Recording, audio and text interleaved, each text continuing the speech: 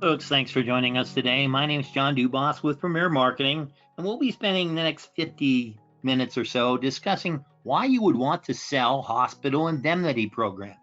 How does this benefit both your prospect and client and yourself and your agency? Well, we'll be spending this time going over some details and some plan specifics that might help illuminate that for you. You will find that today's presentation is being recorded and will be made available on our website at premiersmi.com and on our YouTube channel as well. And your marketer, your agent success manager with Premier Marketing, will have access to this material as well. You'll notice in the software package that there is a section for both questions and chat. We ask that you put your questions in the questions box. We find that we do cover most of them through the course of the presentation, but we want to make certain we address all of your inquiries so you get the full return on your investment of your time with us here today. It's also important to note that these presentations are meant to be delivered to a broad audience. So for some agents, this might be a bit remedial in spots. For others, it might be a welcome review. For some, hey, it might be just some new information. And we want to make certain that regardless of your experience in this area, you're going to pull a respectable amount of detail that can help you in this area moving forward. And so we'll start with a little bit of a level set about Premier Marketing. We're a national marketing organization founded in 1968 that's part of the Integrity Marketing Platform. We're licensed in all 50 states, acting as an insurance wholesaler through independent insurance agents such as yourself, through contracts that are at the highest possible commission levels, with recruiting contracts available to those who qualify. We do so through a full portfolio of products aimed at our target demographic. So you have the basic Medicare medical programs, the Medicare Advantage and Medicare Supplement plans, the Part D prescription drug programs as well. But we also have a portfolio of life insurance and annuity products, including final expense life insurance and pre-need plans, in addition to long and short-term care programs and disability income plans, and ancillary benefits, such as what we will discuss today with the hospital indemnity programs. They're part of programs that are aimed at specific need, and we want to address that with you here today. When you look at the Medicare Advantage portfolio, it has the national carriers there for you for your use through our organization and many of the strong regionals that can make a difference for you in your market as well. And additionally, that same philosophy carries over into the standalone prescription drug plans. You'll notice that the bulk of these will be part of a Medicare Advantage contract with a couple of exceptions. Mutual of Omaha comes as a separate addendum to any of their other product offerings, and Clever RX is actually a discount program and not a standalone prescription drug plan. When you look at Medicare supplements, we have a broad portfolio of products there for you as well. That gives us a lot of latitude to address the entire spectrum of need within the Medicare population. And they come with different marketing programs that can help you be successful in this space as well. You will find that hospital indemnity programs in each of these categories can be a benefit for you moving forward because, hey, in each of these categories that we talk about with ancillary programs, the national leaders are there for you. And this gives us the opportunity to market a little more effectively. These programs don't have some of the same compliance oversight as some of the other programs. Not that we're going to get a little fishy with any of it. We just want to make certain that we have the latitude to use the marketing systems that are set up by the carriers in these different areas. It also gives us that latitude to earn additional dollars for our agency, but most importantly, address the needs of our prospects and clients in each of these areas. When we look at the Medicare market overall, we see the aging of the baby boomers, the silver tsunami, one every 10 seconds, 10,000 plus a day. And if you look at things based on age, it's a booming market, near exponential in growth, tempered a little bit by some folks that are going into Medicare eligibility, deferring accessing all of the benefits for one reason or another. Well, hey, there are some of us at the tail end of the baby boomers that we don't get full Social Security until 67. So some folks are choosing to work past the age of 65 for that reason or other reasons. But there are also different things that will come into play when someone has the opportunity to access Medicare coverage. And that includes folks that are under the age of 65 that are accessing Medicare coverage because of disability.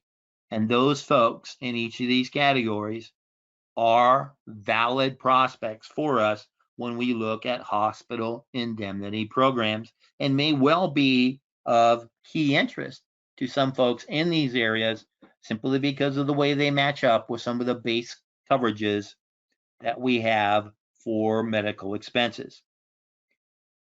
And that's a huge market, Medicare, isn't it? 65 million plus enrolled in Medicare, increasing at an ever inflated rate.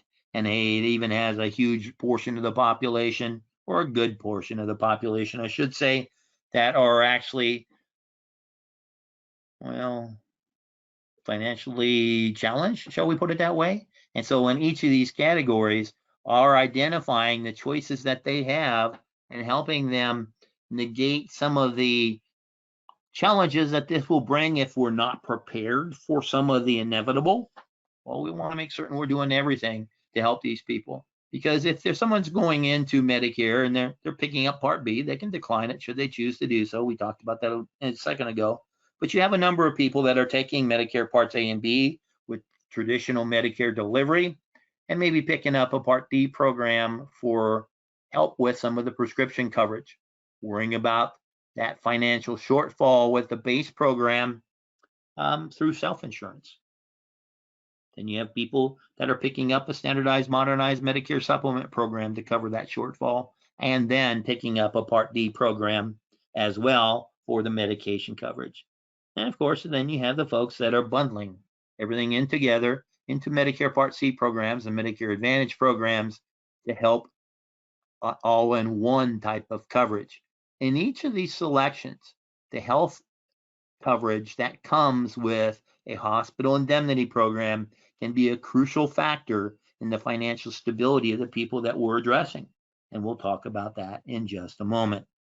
We also want to make certain that people understand what we're saying. So that includes making available an acronym guide. We see this page taken from CMS.gov's website that's showing 4,420 acronyms. That's telling us that there's a lot of information about Medicare out there that can be a bit confusing, or perhaps a bit beyond confusing, a bit of not interpreting the information correctly. We want to make certain, however, that we help people understand the choices that they have and what we're able to do to help them in that regard. And sometimes it's just being a translator. It also reminds us to make certain that we translate our own use of acronyms and perhaps minimize the use so we can properly explain the coverages that we are offered. Now, the different election periods that we have set up by the government for the base enrollment programs, well, we're not close to any of them yet. However, sometimes choices are made because of special election periods that are made available to the population, be they more standard units that are out there or detail given to us by carriers or FEMA based on weather or other special election periods. In each of those circumstances, we want to make certain that we realize the programs we're talking about today, it doesn't apply to them. Lock-in is not an oversight of a hospital indemnity program. And it is, however, a door opener for the folks that do have to have a special election period or a standard election period in order to make changes of their coverages. But we look at this particular statistic given to us by the Kaiser Family Foundation, and we see that, hey, year over year, the vast majority of people aren't doing a evaluation of their programs year over year. That gives us the opportunity to use a hospital indemnity program as a bit of a door opener, saying, hey, this will help with additional hospital coverages or costs of your coverages. And many of these people will have additional costs because they haven't done a review and they've got some things coming out of their pocket. So it opens up the discussion of the product that we're offering and may well give us an opportunity to speak to their base coverages because it makes them aware of the fact that there's a shortfall there and that we can help them. Same thought process goes through regardless of their base coverages. So if someone has a Medicare Advantage program, hospital indemnity programs are commonly used to take care of that daily or per stay hospital expense that comes with many Medicare Advantage programs. If we're looking at someone with a standalone Part D program, well, two things could be in play there. They can have a Med Sup and hospital indemnity program, since they are a fee-for-service program, and pay in addition to any other coverage, pay on top of that other coverage. And keep in mind, it has within it coverage for many things that are non-medical in nature. But we also have within this category some folks that are self-insuring for that shortfall under Medicare, and a hospital indemnity program may be their way of getting some coverage for that circumstance because they can't make a change in their base coverages. Or this might be something that suits their idea of what is best for them moving forward. We have a ton of information out there made available to us by the government, and we find that Medicare beneficiaries are generally not using it.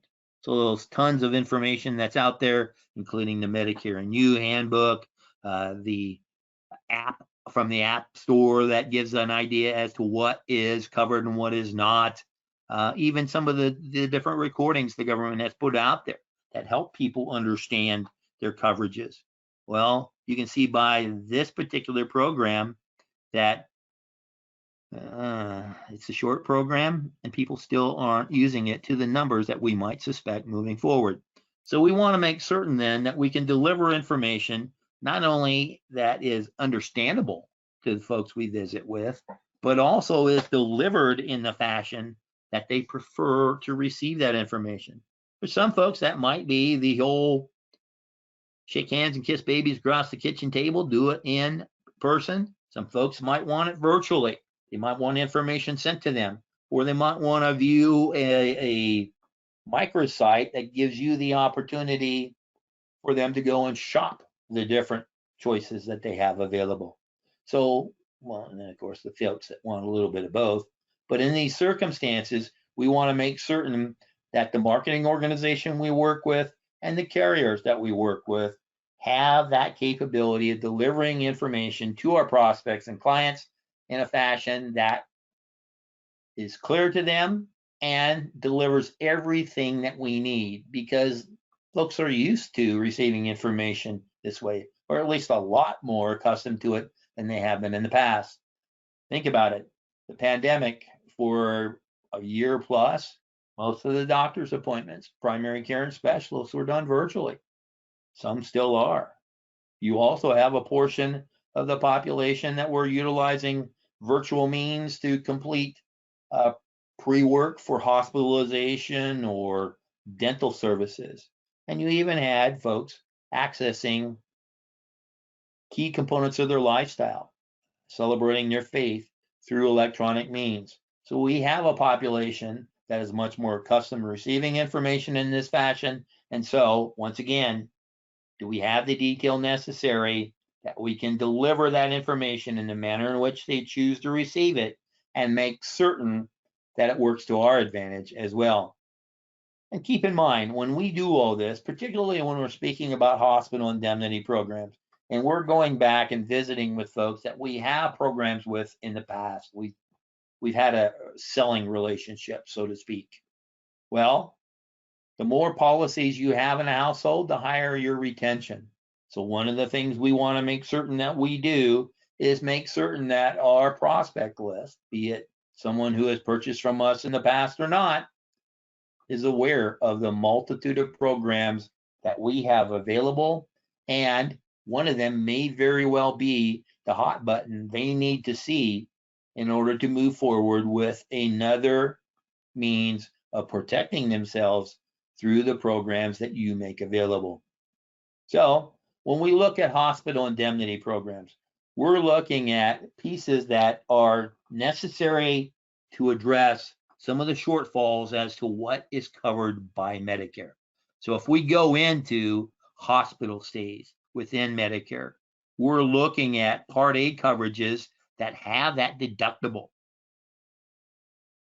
per state deductible, no less, and then a daily co-insurance for programs for an extended period of time and through multiple stays.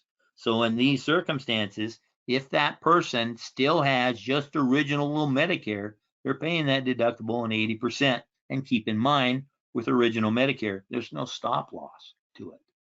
So it's an expensive proposition for someone to gamble a little bit and self-insure for a hospital stay. That gives us the opportunity to present these programs very simply, very easily up front, and move into discussions as to more thorough coverage, perhaps in the near future, or if they are in a circumstance where they have a special election period that allows them to change their base coverage now, this may well be their opportunity to address that shortfall in their coverage. When we look at this, think of what it costs to go into a hospital. I can testify to that fact in a couple of different circumstances here recently, that particularly if you're going into the hospital through the ER, it's pretty darn expensive. If you're going through the hospital on a scheduled admission, it's pretty darn expensive. And depending upon what they're doing with you and for you while you're in that hospital, oh gee, particularly if you're a senior, well, that's a pretty good chunk of money that's coming out of pocket to take care of that shortfall if you have just original Medicare. And think of that, almost 15 grand for 5-night stay, $3,000 a night. Well, we need to really examine some of the possibilities we have to cover that shortfall. It's also important for us to note that there are some different things that the providers of care, hospital organizations that are doing some different things with admission into a hospital or doing some things on an observatory basis. We want to make certain too that we're looking at programs that will cover them regardless whether or not they've been admitted into the hospital or not. And if they have not, what is the difference in those coverages? And that's something to be very, very aware of. It's also important to note that in many times the observation is not supposed to exceed 24 hours, but sometimes it goes longer. And so you, as a patient, might be confused with, was I admitted? Was I held under observation? What's going on here? And what am I going to wind up paying because of these circumstances? So we then look at the different ancillary programs that we have to help address some of this shortfall. And when we look at the population on Medicare and how many of them don't have any additional coverage, we need to look at some of these programs to see what is a hot button for the folks that we visit with, because it may well be that hospital stay and the costs that come with it. It may, however, be an opportunity for us to visit with our prospect about their family circumstances, their own health conditions, things of that nature, because there are some things that are specific in that area that may require coverage to help them outside the hospital and as they go into the hospital as well. So be aware of the possibilities that are covered by a hospital indemnity program, but also how those may be addressed by coverage through a critical illness accident plan or cancer program, because those may very well be the points of concern for that individual. They're worried about not just what happens when they go into the hospital, but what happens to them when they have claims outside of the hospital as well. So are one of these other coverages perhaps more applicable to their situation? We don't know until we ask, but we have a straightforward way of presenting things for hospital indemnity and then making certain that we cover the other circumstances as well. When we look at Medicare supplement plans, depending upon how a person was affected by MACRA, if they were or not, that gives us an idea then of whether or not there are some holes in the coverages based on their choice of a Medicare supplement plan as their base coverages. That then gives us an idea of the fact that, well, gee, even though they have a very strong program here and the majority of their medical expenses are covered, except, well, maybe they're on a plan G and it covers everything but that Part B deductible as they go into the hospital. Well, that's something to consider because there are other expenses involved in a hospital stay outside of the medical charges that come into play. And it's amazing how those can add up really, really quickly, regardless of the base coverages, particularly if you're looking at Medicare supplements that pay based on what Medicare pays on. Well, something to be very aware of and to be cognitive of in our presentations as well when we look at people that have Medicare, a Medicare supplement, and then perhaps a need for a hospital indemnity program since it pays regardless of their other coverages and may well address not only that small amount of financial shortfall that isn't covered by a med sup, depending upon the plan type, of course, but also then what are the non-medical expenses that come into play.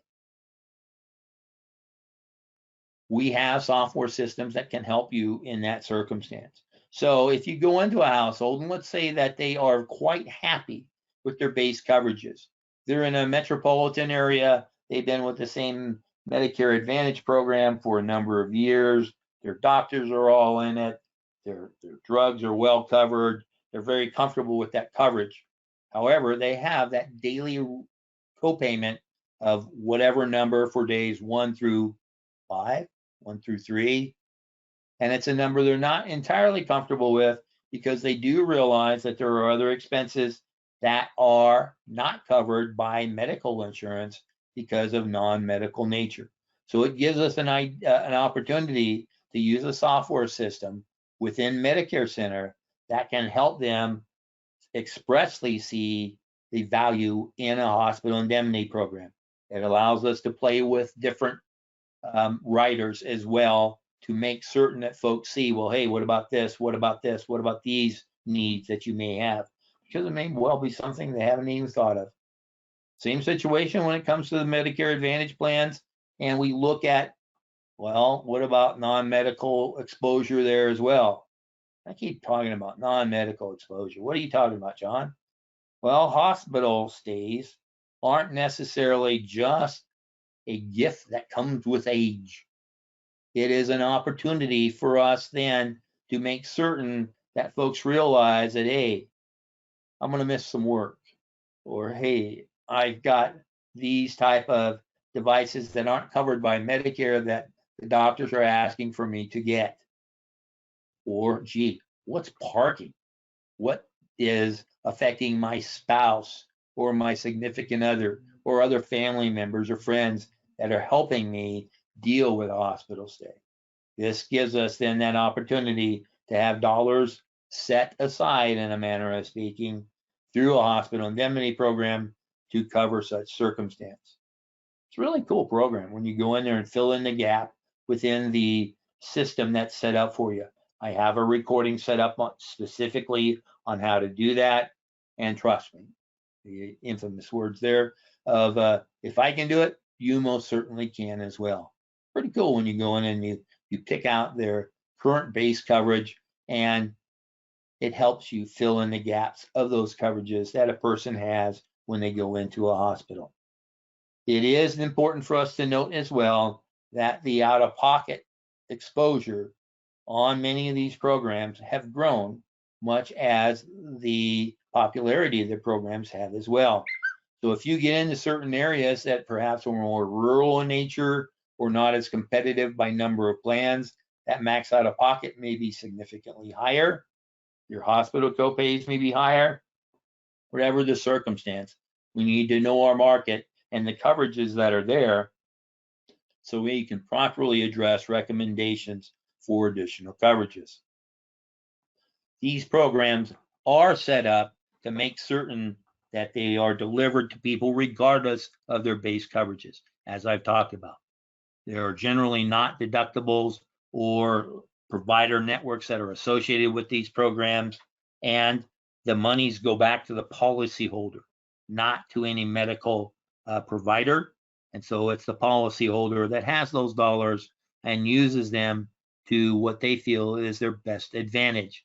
We want them to also be aware of the fact that these generally cover one of 4 service categories, and they include the services that are prepping that individual for a hospital stay. So some things delivered before they go in the hospital stay, some things that happen while they're in the hospital or immediately upon their leaving the hospital. And then, of course, there may be some things that are carried on about after that as part of an outpatient hospitalization based on what was happening with us when we were in the hospital. We want to make certain then that the plans that we offer have benefit in each of those areas according to that person's need. So when we talk about before hospitalization, this may well be a visit to the urgent care. It might be that transportation by ambulance or the ER services that precede hospitalization. Hospital indemnity plans, many of them have a lump sum cash benefit for these services. It's also important for us to note that during hospitalization, there may be additional dollars being paid out because of different things that are going on when perhaps that hospital is not close to that individual's home. Transportation can be a challenge in those circumstances. And it may not be total emergency transportation, but transportation from one area to another because they're accessing care not necessarily next door to their home. And that is an additional expense that they need to address. It also can alleviate the stress of how that is going to be handled when perhaps there aren't family members or friends involved that can help with that transportation scenario. So we want to make certain that we are aware of all of the possibilities and how we can have an ATM, so to speak, in order to deal with those costs. When we're looking post-hospitalization, this may well be different services that are necessary to get that person back on their feet after a stay in the hospital. It may well be because they're going into a skilled nursing facility. And those are the coverages that we see. It can be a wing in the hospital. It can be an independent structure outside of the hospital for whatever it is. Well, gee, sometimes folks go into those for therapy. And if they've gone into a hospital and have been admitted, you're going to see some challenges go away with, well, how am I going to get this covered or not by my base coverages? If they don't have base coverages, this is a great way to make certain that, well, the standard SNF benefit for a stay post-hospitalization, you've got 80 days of coverage, 20 days without. So we want to make certain that we can address some of those costs and realize that the daily cost of a skilled nursing facility stay, now, gee, years ago was $227 a day, much higher now. And thank you, John, for Captain Obvious. We need to update that number for you. We also want to make certain that many people are aware of the fact that there are outpatient hospitalization procedures being handled much more readily now, much more commonly now, and these may be handled differently by the base coverage too. So we want to make certain that the coverages we have in our ancillary program, our hospital indemnity program, helps address these post hospitalization as well. So cost of these programs can be really relatively inexpensive. It can cost as little as $12 a month, and many carriers will accept patients with pre-existing conditions. There are different programs in this area also that will do things with guarantee issue.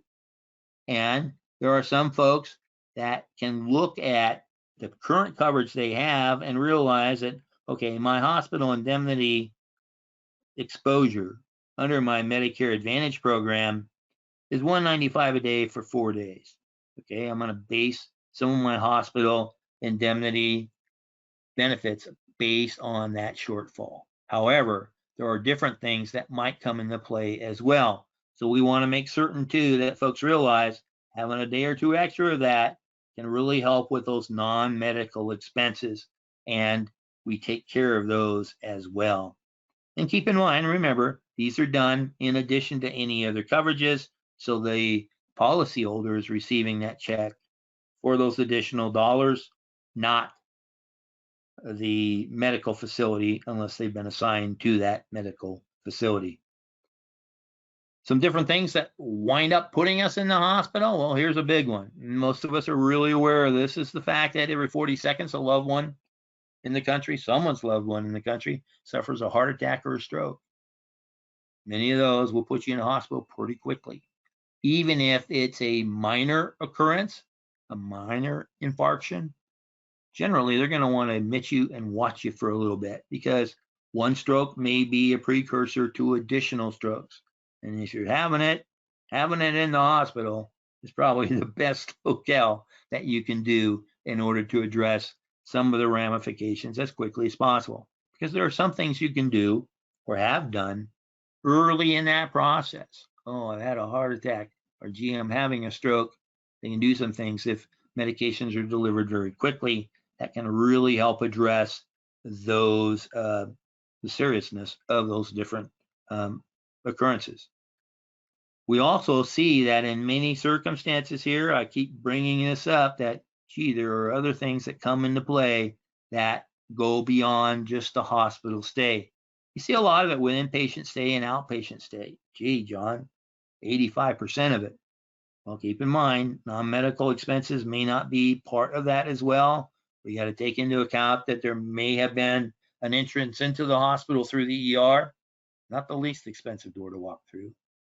There are different medications that can be very expensive that are delivered to us while we're in the hospital. And post-stay, well, gee, is there that skilled nursing facility stay coming into play, or is there home health care services as well? Keep in mind, once again, I keep harping on this, these programs will pay in addition to any other coverages that a person has in play. And we all know that you can never have enough dollars to address these type of circumstances. Some other reasons why people go into the hospital outside of that stroke or heart attack, well, gee, maybe they're having surgery done for one reason or another. There are those of us that have fought or are fighting cancer, and an entry into the hospital for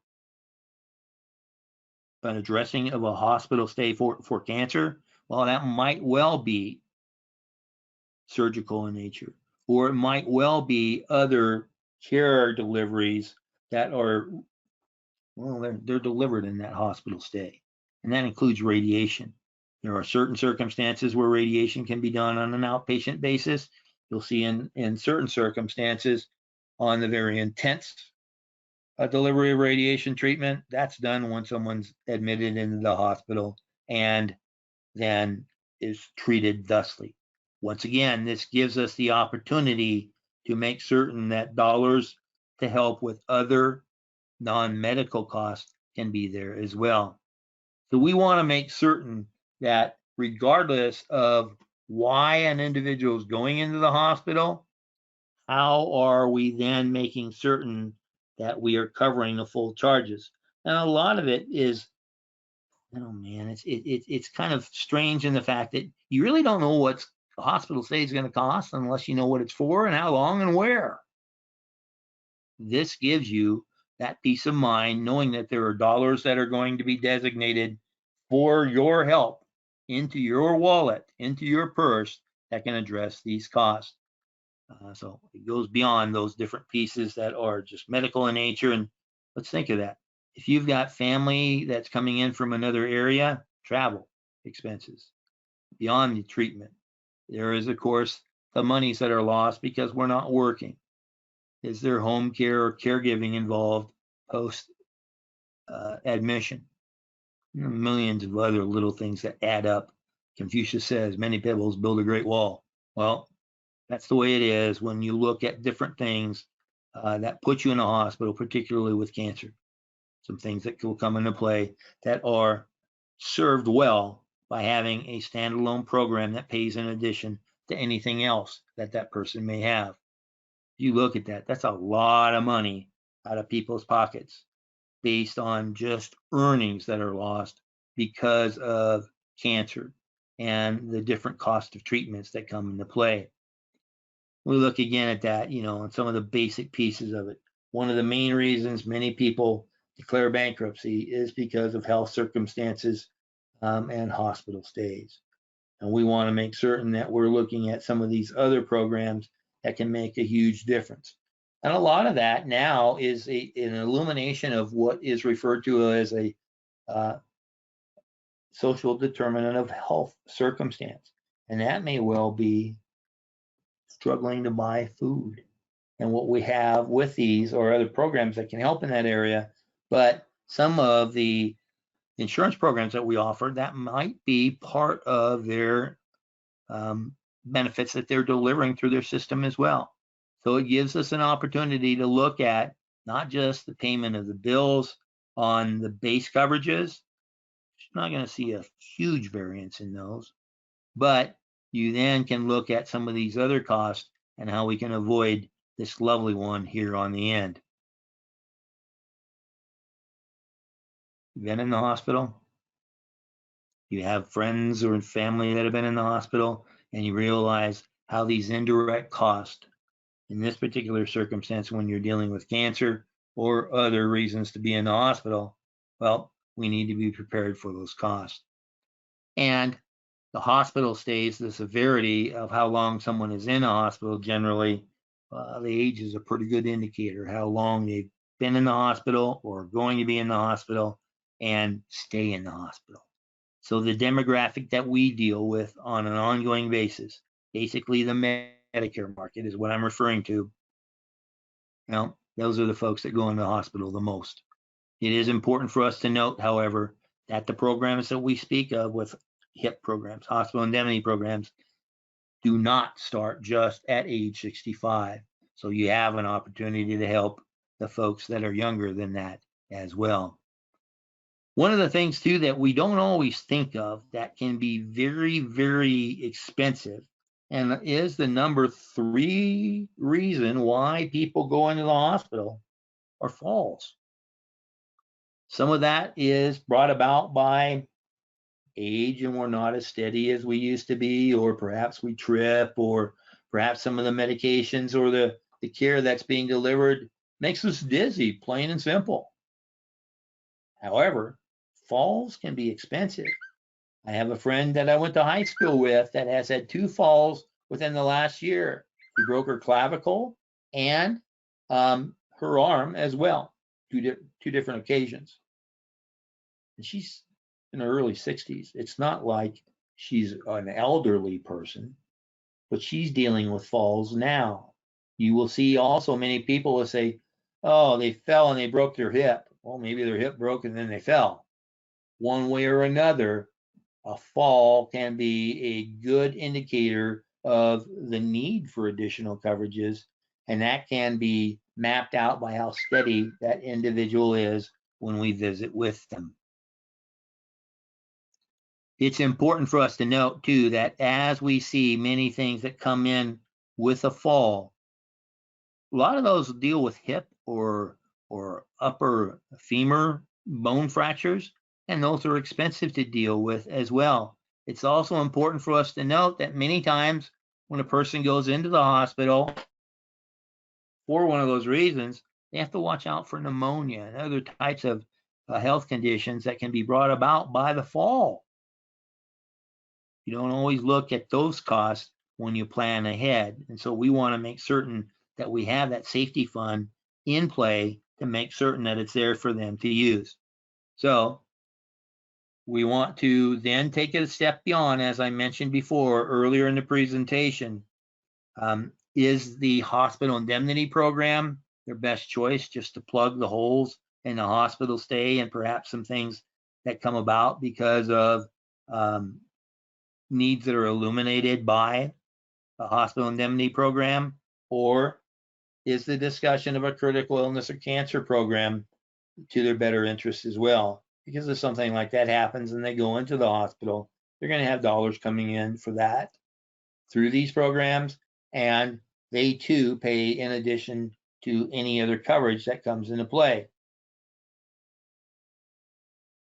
So having a lot of folks, learning more about them. Have they had a stroke in the past? What about heart attacks? What took mom and dad?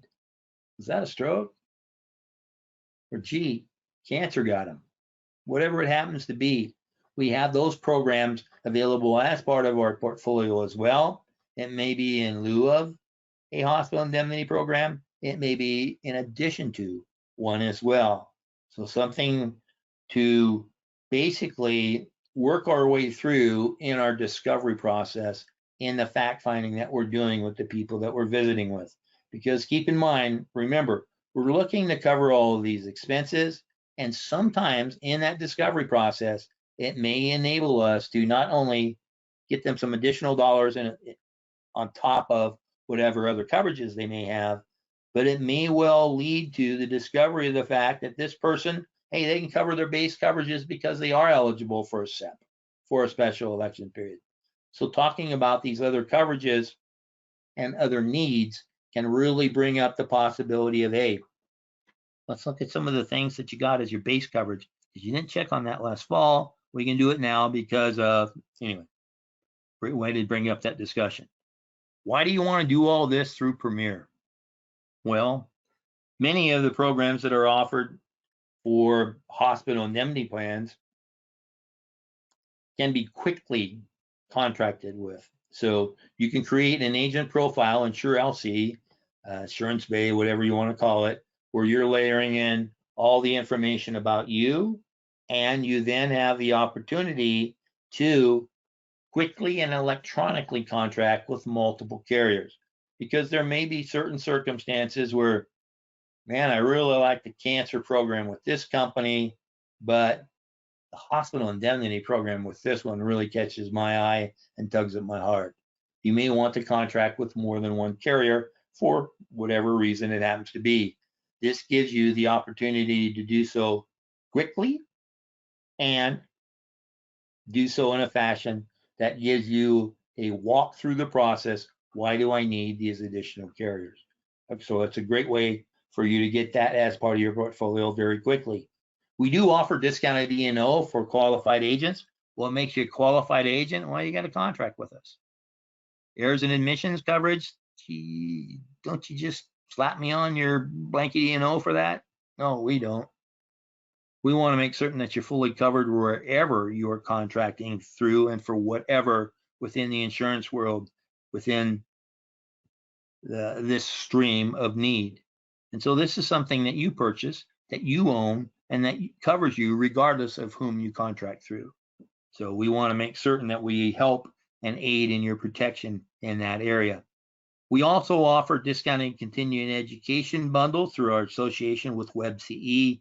This gives us the opportunity to make certain that that CE is delivered as easily and as quickly and as inexpensively as possible to take care of covering your insurance licensing. You do also have the opportunity to pick up a modified guarantee issue disability income plan for yourself. That gives you the opportunity to protect your ability to earn, and you're paid a commission on your own coverage. I mentioned earlier that today's presentation is being recorded and will be made available on our website and on our YouTube channel.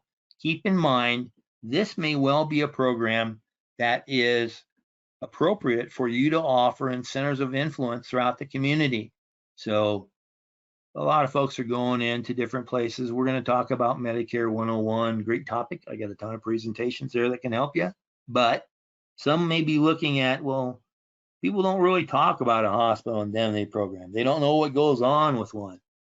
Well, let's see if we don't have carrier support in those areas or our support in those areas. That will give you an opportunity to visit with people about what is a hospital indemnity program.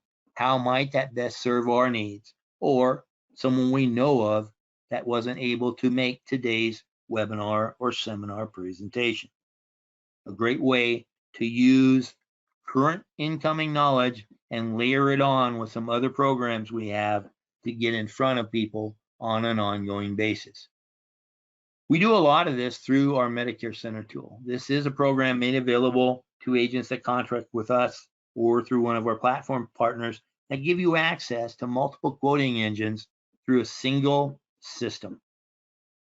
Once you're in there, it gives you the opportunity to do side-by-side plan comparisons with different products, different types of programs. It gives you also the, well, it covers your behind, so to speak, when it comes to compliance, because it's going to collect that scope of appointment through multiple methods that you lay out there and store it for that 10-year period, be a sale or not. Because remember, we're going to do that if we sell them or not.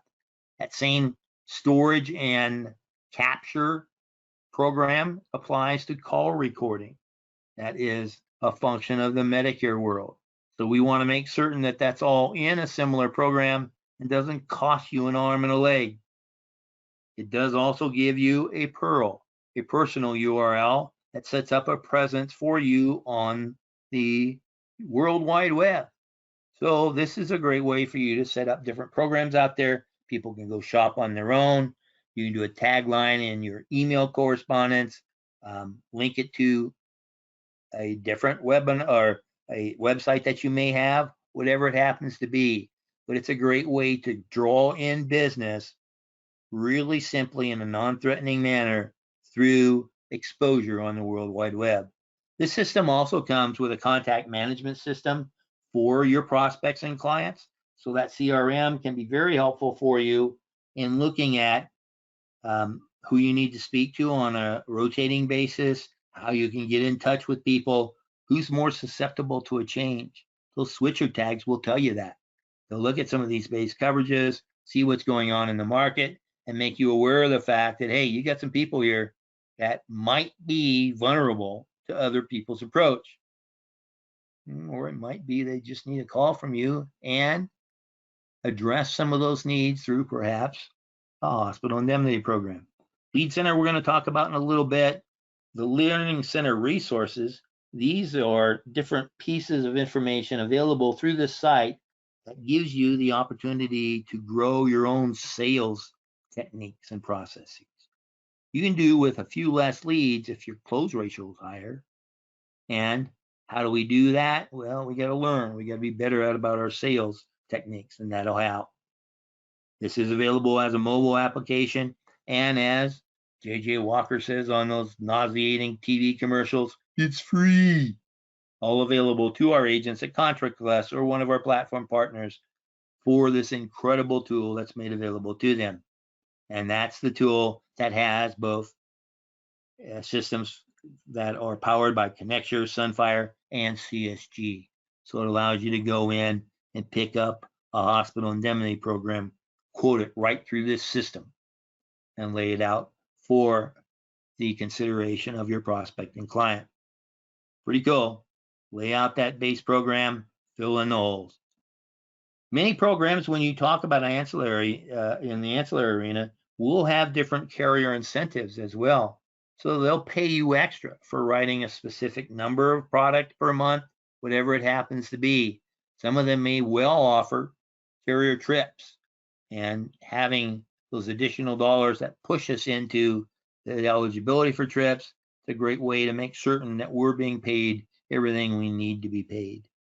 And they may well help you qualify for premier incentive programs as well, which is last year, just a week or so ago, was our producers convention that came back after a couple, 3 years of hiatus because of the pandemic. You can watch for additional incentives that we put out in this fashion because we do that on a regular basis. We also want to make certain that we put you in front of people regardless of your comfort level, in a manner of speaking. Can we lay it out with different ways for getting to people, and how effective can we be? There are some folks out there that still like to smile and dial. God bless you.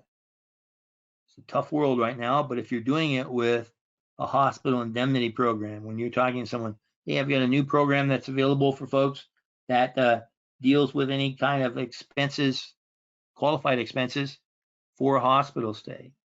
Or you can bring up the dental programs or final expense, whatever you can do and cold call compliantly. Now, obviously, you can't do that with Medicare Advantage and prescription drug programs, but you can for other programs. And we can make that available to you at a minimal cost or no cost, depending upon your contracting association with our organization. Those programs I keep harping on that are community-based. This is a very valid thing to have as part of your portfolio when you work in retail or when you visit faith-based organizations. And this is one of the options that you give people to select that you can speak to on a rotating basis in that faith-based facility. And for some, this is a great way to deal with providers that are looking for help with a certain portion of the population that doesn't have additional coverage or have enough of it. So how can we help that provider be more comfortable as well with how they can take care of their patients? There are carrier generated prospects occasionally as well. These are generally through Medicare Advantage and prescription drug programs that you work with. And so it's kind of a quid pro quo situation where you're scratching their back, they're scratching yours, but working with them consistently and having them see what you're putting in to marketing efforts in addition to what you're looking to pull out of it. Boy, that can be a great way to ingratiate yourself with local management, which can be huge at different times of the year. We do offer the internet lead programs, direct mail support, and referral programs as well. Speed through that because we're going to talk to it in a little greater detail in a bit. Direct mail, it is production based, but by writing a certain amount of business on a regular basis, either through health programs or through final expense, it can drive down the cost of your direct mail on a monthly basis. So you can do that consistently. That's the big thing with direct mail. You do it just once. It's kind of like exercising just once a week. You feel, well, you might see a little bit of something out of it, but you feel the pain. Do it consistently. That's where you see some things come through and can make a difference as to, well, gee, that is really worth it. We do these direct mail programs through preferred lead vendors. We vet them and the systems that they have in play, and we want to make certain that they deliver quality leads for you on an ongoing basis. We also want to make certain that the correspondence they're using to have someone raise their hand about a particular program is reasonable as well. So we vet those to make certain that we all stay in compliance and that we can be comfortable documenting any type of circumstance we have with an individual with the carrier that we're writing them with. We do also have direct mail response that's unanswered through a program that you don't direct the entire campaign, but you can pick up a lead or two in that area, perhaps plug a hole in the calendar and make certain that you are doing some things as efficiently as possible as well without breaking the bank. Now, this cost of these programs will vary according to the area that you live in and, well, gee, what time of year, that sort of thing. But it's a great way to fill those holes in your calendar. The internet lead programs, this first of these is a Facebook program set up to help folks find people for final expense and for Medicare leads as well. One thing I caution people about when it comes to internet leads, man, they can answer really, respond really quickly. But when they do so, they generally expect you to respond really quickly. Got a friend who picked up a lead on an internet program at 1 o'clock in the morning. By 6 o'clock in the morning, when she called him, it had already gone elsewhere. So you want to be really expedient in your replies in this area as well. And that counts with our other program we brought on board that deals with search engine optimization to create that lead flow for you as well. So we want to make certain that we realize internet leads are a great program, be they one you purchase through programs like this or a system you're working yourself, whatever it happens to be. You got to deliver upon the lead, you got to deliver upon the response. That's just plain and simple. The Lead Center program, that's part of the Medicare Center program. This is a system within that database that allows you to turn on or off leads that are generated by multiple vendors through multiple means. And you can have a live transfer through this or have them put that in your CRM and notify you so you get on it right away. It's a great way for you to manage your budget. It's a great way for you to manage lead flow. And it's a great way for you to experience different types of leads as well, depending upon the time of the year and the circumstance that you're working under in order to make this effective for you now and on an ongoing basis. That T65 locator that I mentioned, well, this is a system that you download onto your smart device. They verify that you have contracts with us, and then you can set up different parameters on these programs to make it a viable way of tracking targets physically where they live. So if you stacked appointments in a particular area and one person canceled out on you, well, you can go look for community contacts and speak with them during that time period. Or you might pull up some detail in this area, perhaps 63 and a half, 64-year-olds in a particular area that you can go door knock about dental programs. We don't care why the person is opening the door. We just want them to open it. And this gives us the opportunity to vary some of our approach in this manner. The referral program, it goes through the entire process. So as you're visiting with people and haven't enrolled them yet, we want to talk to them about, hey, you have other people that might be finding this program of interest to them as well, and you're comfortable discussing this in front of them.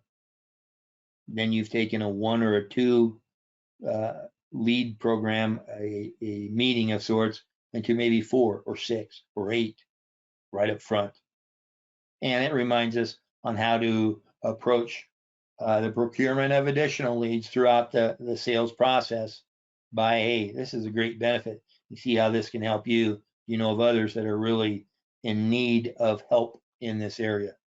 Or it might be as simple as you're calling your book of business and say, hey, got a new dental program available. It really gives some strong benefits in an area. It can help some people out really quickly. You know of people in the area that I can help. You're quiet for a moment, and the person you're really calling to ask about says, yeah, well, what about me? There you go. You're using a referral program to grow a lead source based off a singular opportunity. We do all this because we want your business. We want to be referable to you and your friends. And in order to do so, we want to make certain that this is successful for you. Because these don't require any certification, the contracting is fairly simple. It gives us an opportunity to put this and other programs like it in play very, very quickly. So you can have this as part of your portfolio, and you can make it part of your sales process each and every interview, because it gives us another avenue to help people with, and at a very reasonable price. When we look at some of the specifics with the carriers, that will help differentiate what might be best for you in your market, but you can put that in play really, really quickly. So all that said and done, for those of you that have worked with Premier in the past and are reviewing this program as possibly an addition to your portfolio, I thank you for 1, your business, and 2, that consideration. We hope that programs such as this and other things that we have in play can help enrich the relationship we currently enjoy. For those of you that haven't done business with us and are using this as a discovery process, well, thank you for that. We look forward to the opportunity of earning your business moving forward.